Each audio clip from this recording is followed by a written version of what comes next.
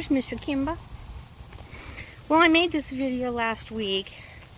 Took it off my phone, put it on my laptop, and then my laptop crashed and I lost everything. So I've been putting it all back together. Anyway, I'm going to try to make this short. So we're going to go back to the beginning of summer. And there's a house about half a block from me. They used to have this little puppy. I mean, eight weeks, you know, maybe older than that.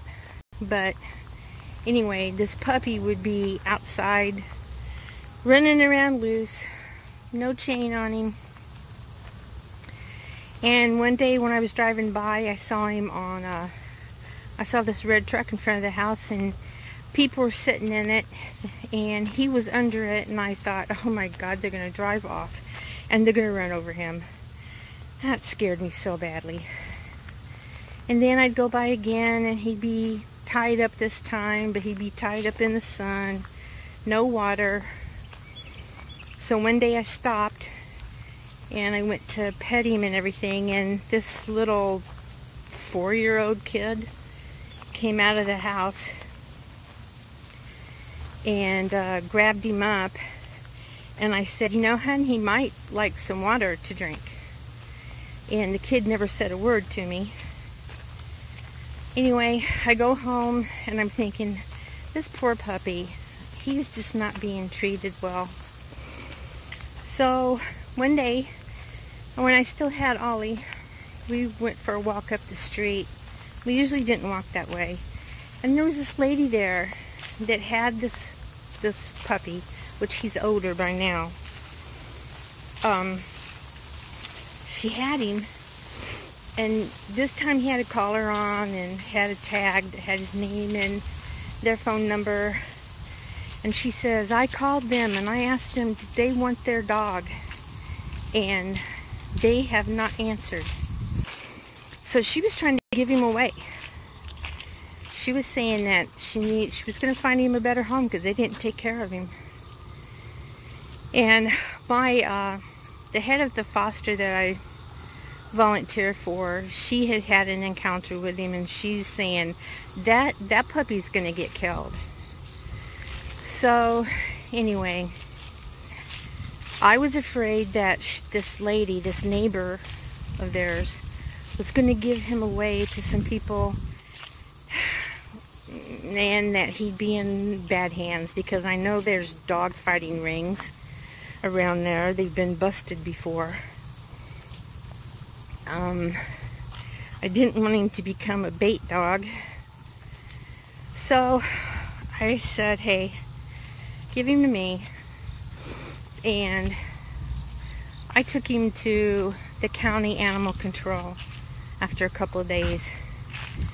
And the only reason why I took him then is because the lady that heads up the foster group said that a lot of rescues pull from that animal control place, and he would get a good home. Because I know they vet all their people. They do home visits, at least reputable fostering places do. Anyway, on to the story. Like I said, I didn't want to be dishonest, so I left that tag on his collar. And I'm thinking, okay, if they really don't want him, they won't come and bust him out of jail. Well, they did. They went and got him and paid the fine. And so I never saw him again for a while. And every time I would drive by there, I'd look for him. And I figured, okay, well, maybe they're making him an inside dog, or they've got him tied in the backyard, or they're, you know, taking better care of him. Because the backyard was nice and shady, and I was just hoping that they would be feeding him, because one time I saw him, he was scrounging around for food, and he had found a pork chop bone across the street, and he ran off with it. Hey, dude! Kemba! He'll come back.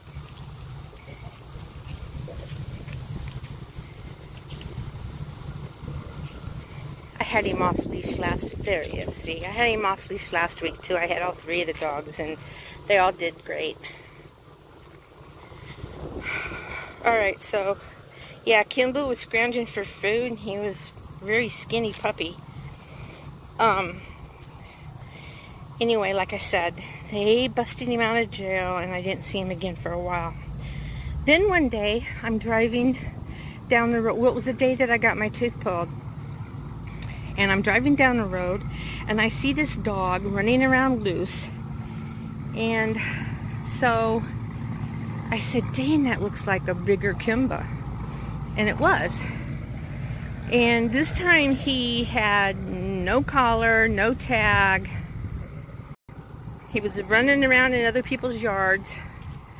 I had just gotten back from camping, so I had food in the back of the van, and I got a can of Vienna sausages, and that's how I coaxed him into the van. And I've had him ever since, and I'm not making it any secret. It's windy here. I hope you guys can hear me, though. I haven't made it any secret that I have him. But then again, I'm also not taking him to their house to give him back. And I'm taking good care of him. So I'm thinking that every other week there's a traveling vet that comes to the farm and home store. So, because I don't even know if he has his shots. So I can take him there and he can get his shots. And then because I'm low income, I can get him neutered at a discount. I'll just have to find out where they're going to be. They travel around too. Anyway. And something strange that happened. One day these kids were walking to the bus stop at the end of the street on the corner.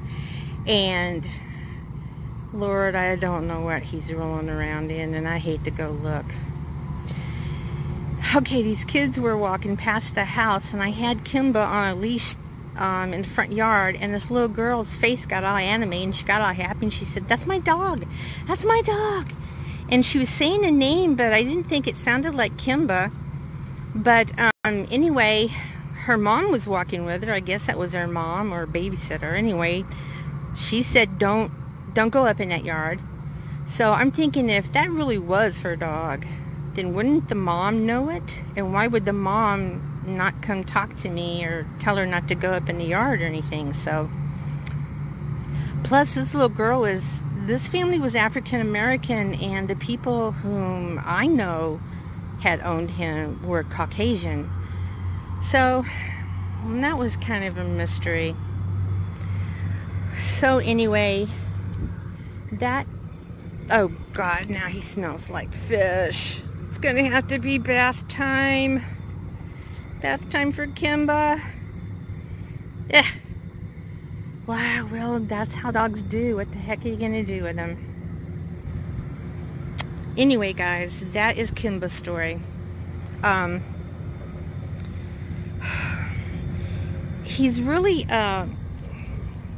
still just a puppy with all of his puppy attitude and goofiness, and he gets on my dog's nerves.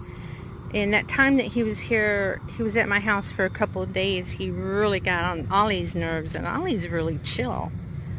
So, wow, look at that.